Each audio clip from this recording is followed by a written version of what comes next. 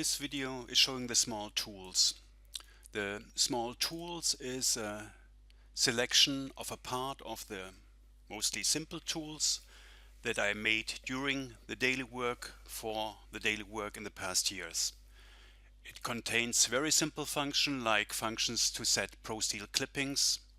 You know that ProSteel clippings are set in options, and with a tool you select a clipping, say OK, and the new clipping is set. Or a function to toggle the visibility of the UCS icon. There were problems in the past with the visibility of the UCS icon, that it got lost, the visibility got lost in detailing sometimes, so this function helps to make it visible again. Then there is a function to toggle the whole display. In Navisworks, for instance, needs the holes displayed as real holes, otherwise they are not visible. So this tool is toggling the whole display, and if we look in the properties, the display of the holes is set to real holes. Then there are three functions to delete logical links. There's a function to delete the logical links of bolts. There's a function to delete all logical links, and there's a function to delete all except the ones of bolts. I'll show the ones for bolts and all except bolts. We have a connection here, it's a splice connection, and here we have a logical link for the bolts. So applying the function to delete the logical links of bolts, it is deleting the links in the plates, but it's not touching the connection. Using the other tool should do the opposite. The connection is deleted, but the links in the plates for the bolts are not touched. Then there is a function to set the no detailing flag for groups.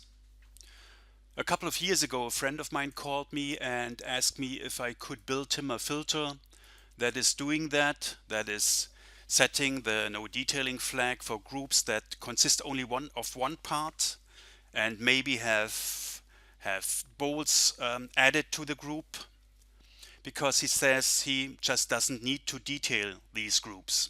So I built this filter that's doing that, and if I select the parts on screen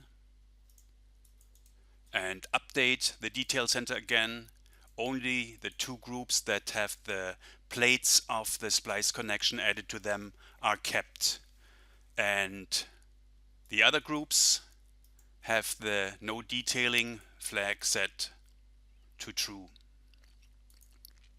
Using the group detail all function is reversing this filtering. Now we have all groups again for detailing available. Then there's a function to restore the color of bolts. You know, sometimes during modeling the individual colors of bolts get lost, and usually they are set to by layer for some reason. This tool is restoring the bolt colors. It's reading the individual color from the bolt style and is resetting the color. The last tool that I want to show is the map classes. ProSteel stores the index for display classes, area classes and part family classes, not the name. But usually the user, he's naming the classes and then he's using the name to allocate classes to parts or parts to classes. And this sometimes is causing troubles because if the naming is not uniform, then basically the model data is not matching between drawings. This tool helps to fix that. What it does is, by selecting the parts on screen, a list of the used display classes, here display classes, is created. What you can do now is you load a template, you load the template that you want to use.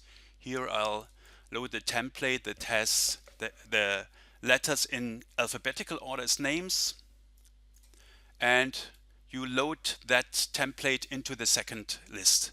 You have show height functions for the classes, so you can see where the parts are, and all you have to do now is you have to make connection between the two lists.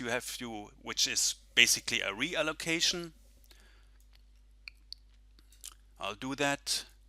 What you have to do is you really have to reallocate all classes, otherwise the update won't work, because it would corrupt the allocation.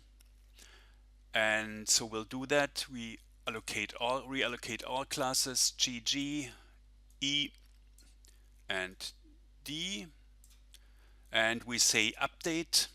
And if we select the parts again, the names are now in alphabetical order. This was the small tools. Thank you for watching this video.